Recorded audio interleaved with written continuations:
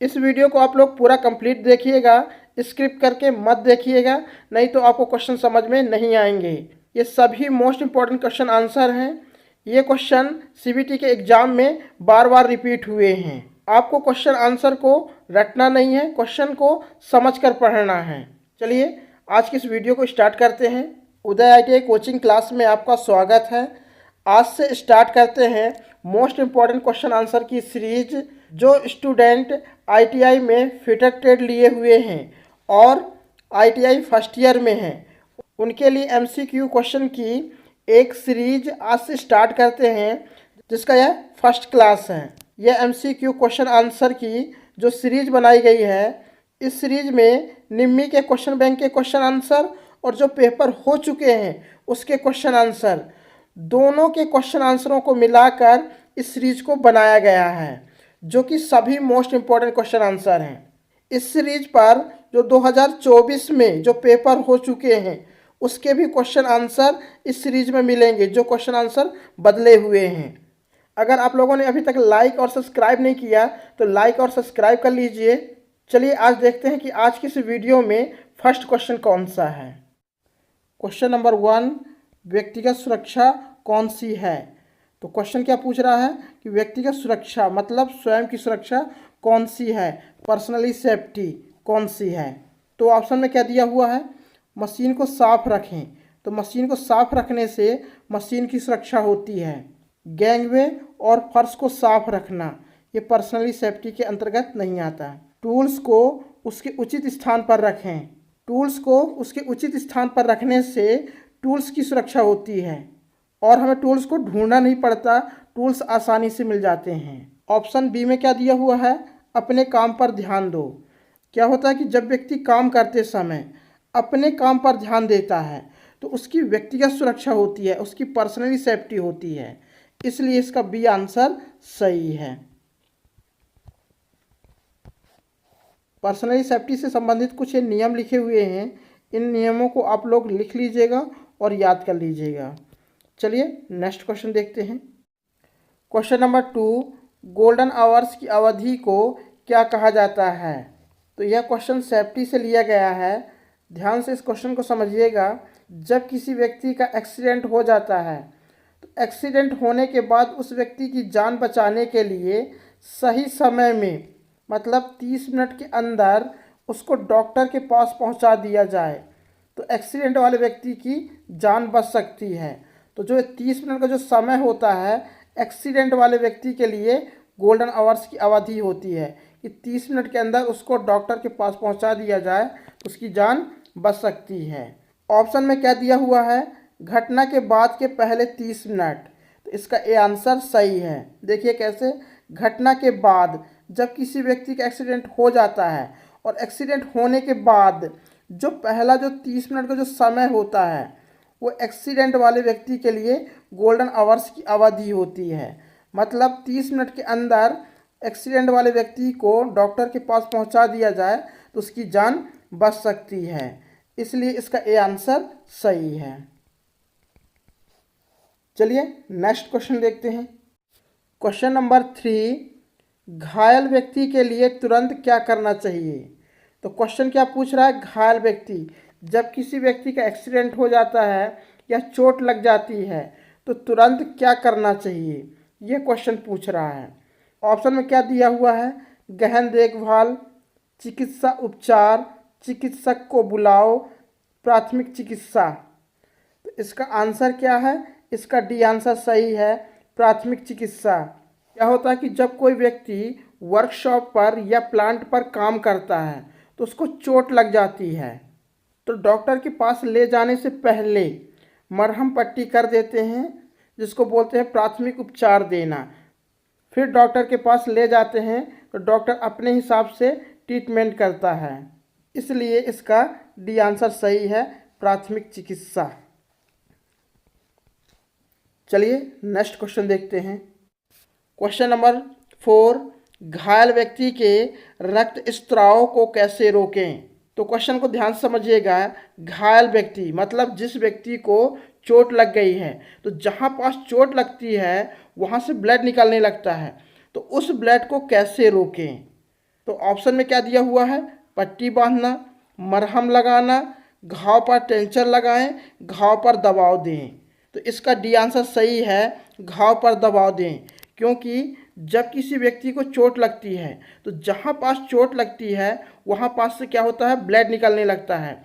तो उस ब्लड को रोकने के लिए हम क्या करते हैं, जहाँ से ब्लड निकलता है वहाँ पास दबाव देते हैं कि किसी प्रकार से ब्लड रुक जाए। इसलिए इसका डी आंसर सही है, घाव पर दबाव दें। चलिए नेक्स्ट क्वेश्चन देखते हैं। चौथे नंबर का क्वेश्चन आप लोगों को समझा चुका हूँ। एग्जाम में किस टाइप से क्वेश्चन पूछ लेता है घुमाकर, ये देख लीजिए।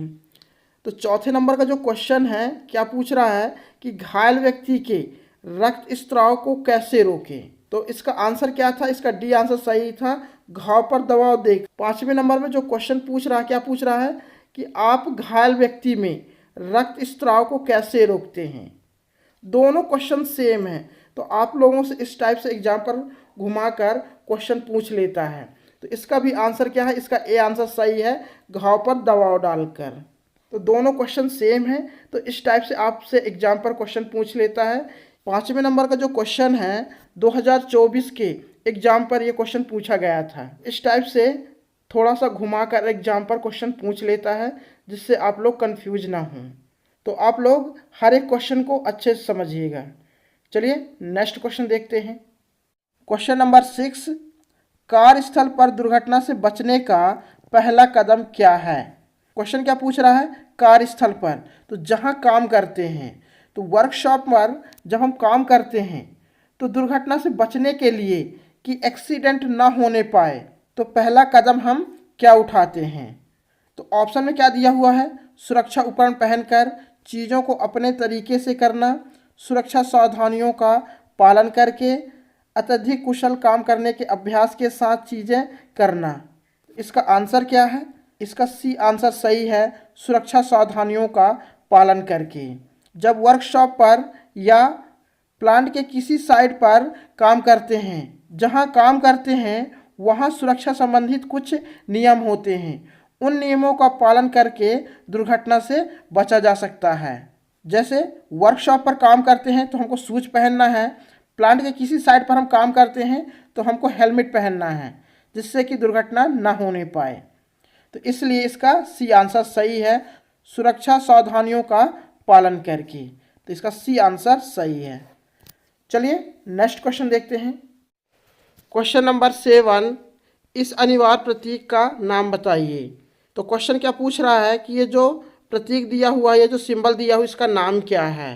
तो इसका आंसर क्या है, इसका ए आंसर सही है, स्टॉप। परंतु यह क्वेश्चन गलत है। जब आप नेट में सर्च करके देखेंगे तो जो स्टॉप का जो प्रतीक है, यह स्टॉप का प्रतीक है। और ये जो त्रिभुजाकार का जो आपको ये प्रतीक पूछ रहा है, ये कहे का है, गिव वे का प्रतीक है। परंतु एनसीईआरटी के बुक में और निम्मी के क्वेश्चन बैंक में इस प्रतीक को स्टॉप का प्रतीक बोला गया है। तो आप आईटीआई के एग्जाम में ये क्वेश्चन पूछता है तो आपको स्टॉप में टिक लगाना है। इसका सही आंसर क्या होना चाहिए, गिव वे, रास्ता दे। परंतु इस आंसर को इसने क्या किया है, गलत माना हुआ है। इस सिंबल को क्या सही माना गया है, स्टॉप माना गया है एनसीईआरटी के बुक में। तो आपको भी टिक लगा के आना है, ए में लगा के आना है स्टॉप में। चलिए नेक्स्ट क्वेश्चन देखते हैं। क्वेश्चन नंबर 8, कौन सा यांत्रिक व्यावसायिक खतरों के अंतर्गत आता है। तो यांत्रिक को क्या बोलते हैं, मैकेनिकल। तो क्वेश्चन क्या पूछ रहा है कि मैकेनिकल खतरों के अंतर्गत क्या आता है। तो ऑप्शन में क्या दिया हुआ है, शोर। शोर को क्या बोलते हैं, नॉइज। तो जहाँ शोर अधिक होता है, जैसे मशीनों का शोर, ट्रैफिक का शोर, तो इसका प्रभाव हमारे कानों पर पड़ता है। शोर भौतिक खतरों के अंतर्गत आता है। विषैला, यह रासायनिक खतरों के अंतर्गत आता है। अकुशल, अकुशल को क्या बोलते हैं, अनस्किल्ड। अकुशल मनोवैज्ञानिक खतरों के अंतर्गत आता है। अनगार्डेड मशीनरी, जिस मशीन में सुरक्षा के लिए गार्ड नहीं लगा हुआ होता है, वो अनगार्डेड मशीनरी होती है। अनगार्डेड मशीनरी ये मैकेनिकल खतरों के अंतर्गत आता है। इसका आंसर क्या है, इसका डी आंसर सही है। कुछ ये टॉपिक लिखे हुए हैं कि भौतिक खतरे के अंतर्गत क्या क्या आता है, रासायनिक खतरे के अंतर्गत क्या क्या आता है, मनोवैज्ञानिक खतरे के अंतर्गत क्या क्या आता है, और मैकेनिकल खतरे के अंतर्गत क्या क्या आता है, ये सारे टॉपिक लिखे हुए हैं, इनको आप याद कर लीजिएगा, जिससे आपके कई क्वेश्चन कंप्लीट हो जाएंगे। चलिए नेक्स्ट क्वेश्चन देखते हैं। क्वेश्चन नंबर 9, प्राथमिक चिकित्सा के ABC में ए क्या दर्शाता है? तो ए का मतलब होता है एयरवे, बी का मतलब होता है ब्रीथिंग, सी का मतलब होता है सर्कुलर। तो इसका आंसर क्या है? इसका ए आंसर सही है, एयरवे। चलिए नेक्स्ट क्वेश्चन देखते हैं। क्वेश्चन नंबर 10, BIS का पूर्ण रूप है। तो क्वेश्चन क्या पूछ रहा है कि BIS का फुल फॉर्म क्या होता है? तो बी से क्या होता है? ब्यूरो, आई से इंडियन, एस से हो गया स्टैंडर्ड। तो BIS का फुल फॉर्म क्या हो गया? Bureau of Indian standard. तो इसका बी आंसर सही है, ब्यूरो ऑफ इंडियन स्टैंडर्ड। तो इसका बी आंसर सही है। चलिए नेक्स्ट क्वेश्चन देखते हैं। क्वेश्चन नंबर 11, यह प्रतीक क्या दर्शाता है?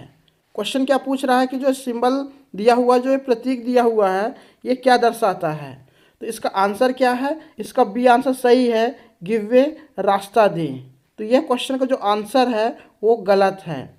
मैंने आपको पिछले क्वेश्चन में बताया था कि जब आप नेट में सर्च करके देखेंगे तो जो गिव वे का जो सही सिंबल है, तो ये सही सिंबल ये है गिव वे का, जिसको गिव वे को क्या बोलते हैं? रास्ता दें। और स्टॉप का जो सही सिंबल है, ये स्टॉप का सही सिंबल है। स्टॉप को क्या बोलते हैं? रुकिए। तो जो ये सिंबल दिया हुआ है, ये स्टॉप का सिंबल है। परंतु निम्मी की बुक और निम्मी के क्वेश्चन बैंक में इस सिंबल को क्या बोला गया है?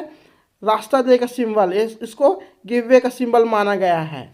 अगर एग्जाम में ये क्वेश्चन पूछ रहा है तो आपको टिक किस में करना है? इसके बी आंसर पे टिक करना है, स्टॉप पे टिक मत करिएगा, नहीं आपके क्वेश्चन का जो आंसर है वो गलत हो जाएगा और आपके 2 नंबर कम हो जाएंगे। तो आपको टिक किस में करना है?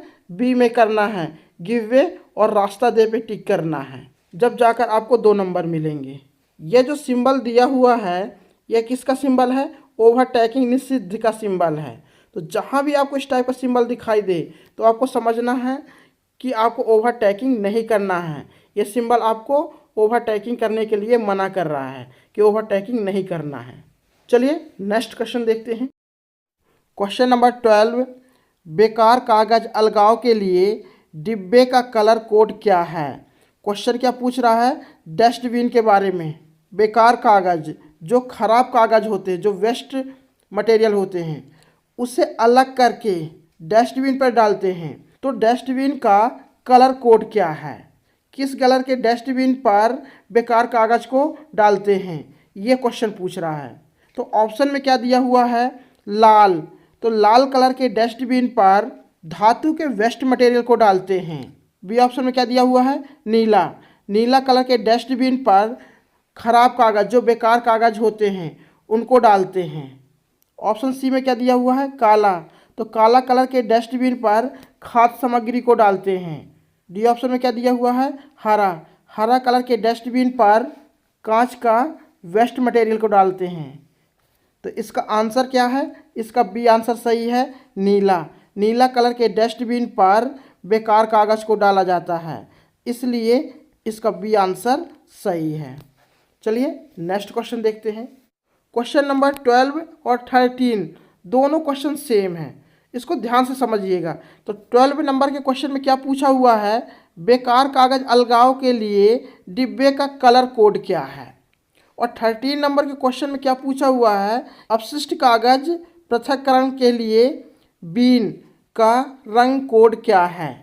तो क्वेश्चन को समझिएगा। अपशिष्ट कागज, जो खराब कागज होते, बेकार कागज होते हैं, पृथक्करण के लिए मतलब अलग करने के लिए, बीन मतलब डिब्बे, जिसको बोलते हैं डस्टबिन, का रंग कोड क्या है? किस कलर का डस्टबिन है जिसमें बेकार कागज को डाला जाता है? तो इसका आंसर क्या है? इसका सी आंसर सही है, नीला। नीला कलर के ही डस्टबिन पर बेकार कागज को डालते हैं, इसका सी आंसर सही है। दोनों क्वेश्चन सेम है। इस टाइप से एग्जाम में क्वेश्चन घुमाकर पूछ लेता है। ये दोनों क्वेश्चन एग्जाम में पूछे जा चुके हैं। चलिए नेक्स्ट क्वेश्चन देखते हैं। क्वेश्चन नंबर 14, प्लास्टिक कचरा बीन के लिए कलर कोड क्या है? तो क्वेश्चन क्या पूछ रहा है? प्लास्टिक कचरा, तो जो प्लास्टिक का कचरा होता है उसको डस्टबिन पर डालते हैं। तो डस्टबिन का कलर कोड क्या है? किस कलर के डस्टबिन पर प्लास्टिक का कचरा को डालते हैं? यह क्वेश्चन पूछ रहा है। तो ऑप्शन में क्या दिया हुआ है? लाल। तो लाल कलर के डस्टबिन पर धातु के वेस्ट मटेरियल को डालते हैं। नीला। तो नीला कलर के डस्टबिन पर बेकार कागज़, जो खराब कागज़ होते हैं, उसको नीला कलर के डस्टबिन पर डालते हैं। हरा। तो हरा कलर के डस्टबिन पर कांच के वेस्ट मटेरियल को डालते हैं। पीला। तो पीला कलर के डस्टबिन पर प्लास्टिक का जो कचरा होता है वो पीला कलर के डस्टबिन पर डालते हैं। तो इसका आंसर क्या है? इसका डी आंसर सही है। पीला कलर के डस्टबिन पर प्लास्टिक के कचरे को डाला जाता है, इसलिए इसका डी आंसर सही है। चलिए नेक्स्ट क्वेश्चन देखते हैं। दोनों क्वेश्चन सेम हैं, तो एग्जाम में क्वेश्चन किस टाइप से घुमाकर पूछ लेता है। क्वेश्चन नंबर 14 में क्या पूछ रहा है कि प्लास्टिक कचरा बीन के लिए कलर कोड क्या है। क्वेश्चन नंबर 15 में क्या पूछ रहा है? प्लास्टिक कचरा बीन का रंग क्या है। क्वेश्चन को थोड़ा सा घुमाकर पूछ रहा है। तो प्लास्टिक कचरा बीन का रंग क्या होता है? पीला। तो इसका सी आंसर सही है, पीला। ये क्वेश्चन 2024 के एग्ज़ाम में पूछा गया था। आज की इस वीडियो में सेफ्टी से 15 क्वेश्चन कंप्लीट किए हैं, जो कि सभी question most important question answer हैं। आप लोगों को सेकेंड क्लास में सेफ्टी के सभी क्वेश्चनों को मैं कंप्लीट करा दूंगा। तो अगर आप लोगों ने अभी तक चैनल सब्सक्राइब नहीं किया तो सब्सक्राइब कर लीजिए, बेल आइकन को प्रेस कर लीजिए और कमेंट करके आप लोग ज़रूर बताइएगा कि आप लोगों को वीडियो कैसी लगी। जब आप लोग कमेंट करके बताते हैं कि वीडियो आप लोगों को कैसी लगी, उससे मुझे मोटिवेशन मिलता है, जिससे मैं आप लोगों को बेहतर से बेहतर पढ़ाने की कोशिश करूँगा। तो आज के लिए बस इतना। जय हिंद।